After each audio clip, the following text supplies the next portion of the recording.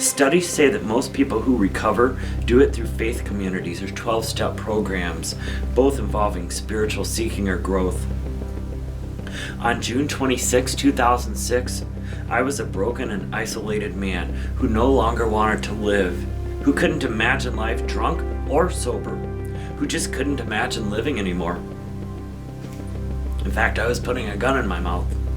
When I look back at that day, I see myself in jagged fragments, pieces of me scattered around the floor.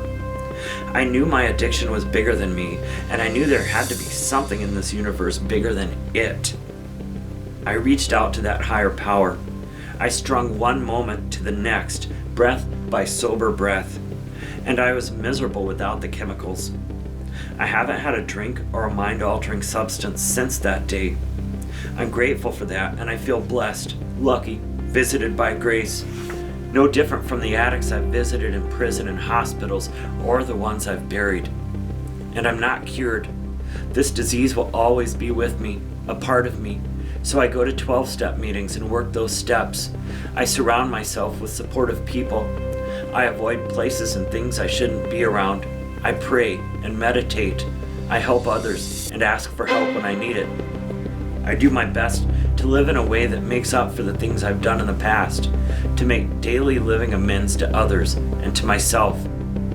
I try to do no harm each day, to live and let live. And I run. I've run all my life, off and on. I ran as a kid in South Louisiana. I ran cross country and track for Coach Jim Dean at Osseo High School. I even ran a 5K during my last alcoholic bender. I don't recall the race, but I still have the t-shirt. I ran in my early recovery, a puffy and bloated mess.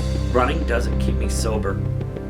That's not how this works, but it does help me connect to that spiritual life, which keeps me sober.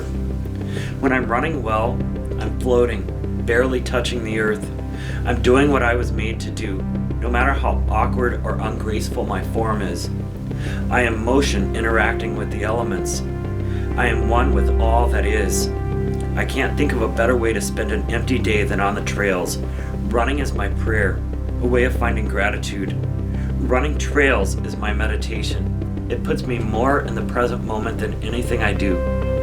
I love the solitude of running long and the humility of running ultramarathons.